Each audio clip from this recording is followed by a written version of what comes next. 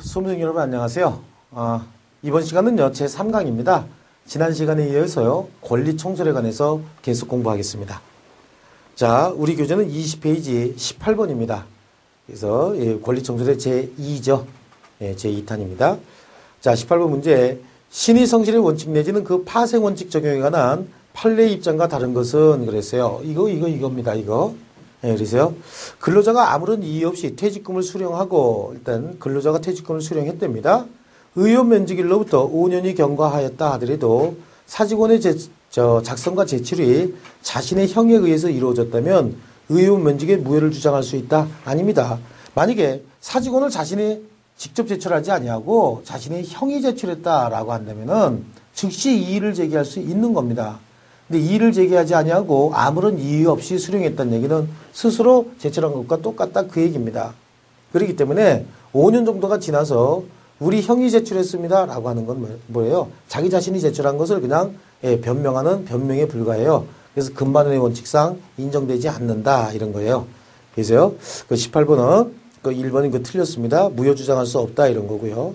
매매계약 체결 후 9년이 지났고 시가가 올랐다는 사정만으로 계약을 해지할 만한 사정 변경이 있다고 볼 수 없고 매수인의 소유권 이전 등기 청구가 신의 측에 위배해야 된다고 할 수도 없다라고 하는데요.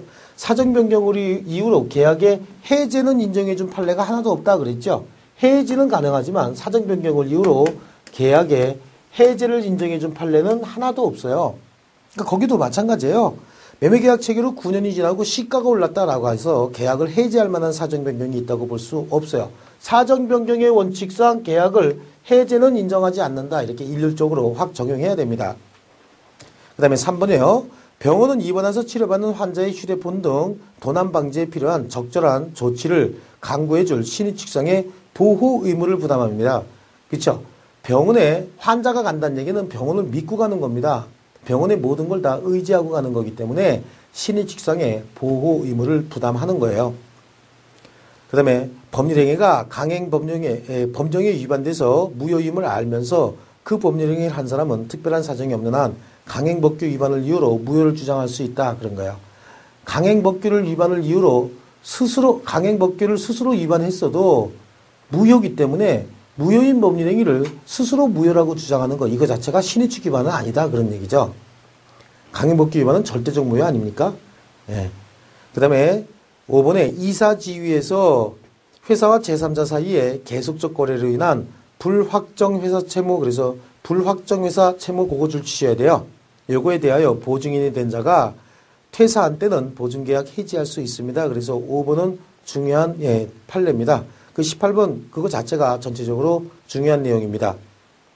자, 앞으로 이제 계속해서 판례 내용이 나올 텐데 여기 나와 있는 판례 정도만이라도 확실히 숙지하고 가시는 게 좋겠습니다. 그 다음에 19번이에요. 자, 민법 제2조의 신의성실과 권리남용 금지 원칙에 관한 설명 중 옳지 않은 겁니다. 자, 이 원칙은 사건 개념 자체에 공공의 이익에 의한 제한이 내재되어 있다는 것을 전제로 하고 있습니다. 즉, 근대민법의 기본 원리를 전제로 하는 것이 아니고 수정 근대민법의 기본 원리 내지는 현대민법의 기본 원리, 이 원리에 기초하고 있다 이렇게 알고 계셔야 되고요. 신의 측은 주로 채권법 영역에서 권리남용 금지는 소유권을 중심으로 한 물권법 영역에서 주로 많이 발달했다. 그 다음에 3번에 신의 성실의 원칙이 추구하는 이념은 구체적 타당성보다는 법적 안정성이다라고 하는데 법에 정해진 것보다는 그 권리의 행사를 그렇죠. 권리는 절대적이다라고 해서 물권도 절대권이 인정이 되지만 물권 행사도 신의에 쫓아 성실하게 행해야 된다라고 하는 거기 때문에 이거는 구체적 타당성에 더 치중하고 있는 제도입니다. 그래서 반대로 설명하고 있고요. 이 원칙은 사건의 공공적 성격을 규정한 것 좋습니다. 그 다음에 5번에 권리 행사가 신의 측에 반하는 경우에 권리 남용이 되는 것이 보통이다라고 합니다. 맞아요. 그래서요. 의무의 이행이나 권리 행사가 마찬가지예요. 권리 행사가 신의 측을 위반하고 있대요. 권리 행사가 신의 측을 위반하게 되면은 이는 권리 남용이 됩니다. 다른 말로요. 그러면 의무의 이행이 채무의 이행이나 의무의 이행이 신의 측에 위반하면 어떻게 되느냐라고 하는 거예요. 신의칙에 위반하면 이건 채무불이행이 되는 거죠.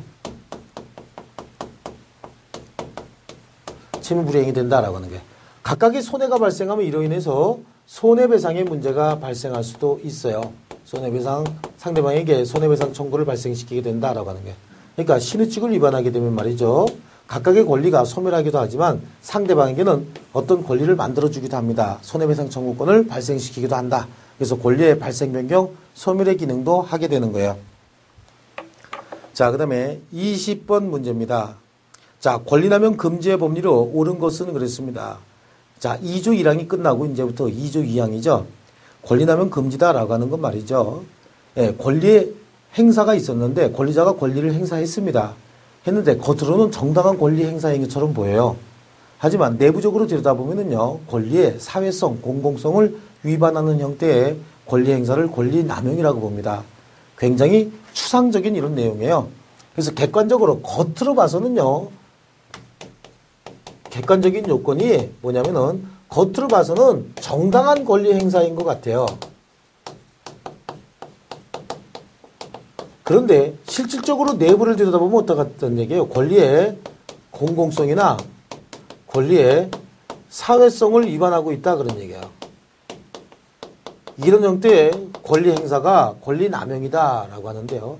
여기에 주관적인 요건으로서 그러면 이렇게 권리를 행사하는 자가 상대방에게 피해를 주고자 하는 가해의 의사가 있었느냐 없었느냐, 요것도 또 이제 문제가 되는데 우리 학자들은요, 아니 권리남용이라고 이렇게 정해놨으면은 이걸 권리남용이라고 보는데 권리남용이라고 정해놨으면 이게 권리남용인 것이지 뭘 또 바라느냐라고 해서 다수설은요, 객관적인 요건만 갖추고 있으면 권리남용이라고 보는 반면에 판례는요, 가해의 의사, 즉 주관적으로, 이거 주관적인 요건이죠. 이렇게 권리를 남용한 자가 상대방에게 손해를 주고자 하는 악의가 있었느냐 없었느냐 이것까지 따지는 거예요. 그래서 판례는 주관적인 요건을 요구하고 있습니다. 우리 판례는요.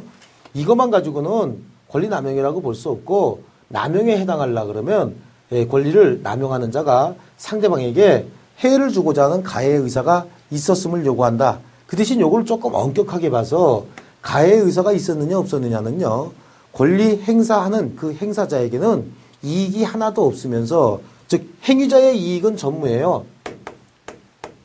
가해의 의사가 있었음을 판단하는 기준은 권리 행사라고 보여지는 어떤 행위의 객관적인 형태를 보고 판단해야 되는데, 행위자에게는 행위자의 이익은 완전히 전무다 그런 거야.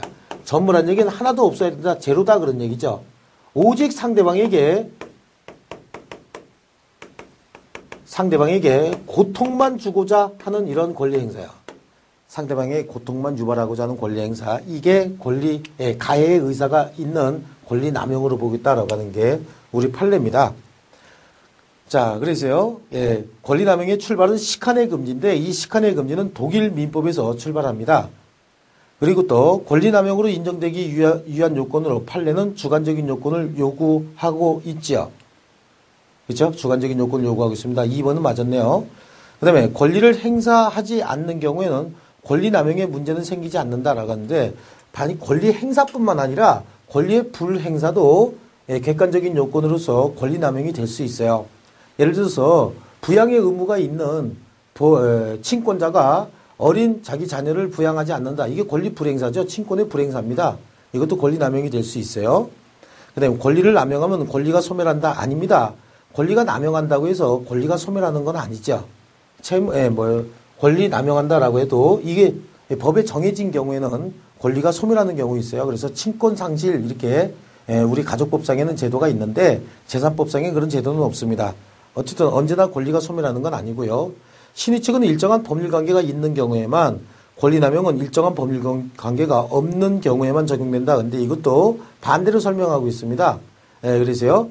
자, 권리 남용은 물권법 분야에서 일정한 법률 관계가 없는 경우에도 권리 남용은 적용될 수 있다라고 하는데, 이 반대, 신의 측은 신의 측뿐만 아니라 권리 남용은 모든 법 관계에 다 적용되는 것이죠. 이게 원칙이다 이렇게 보셔야 됩니다.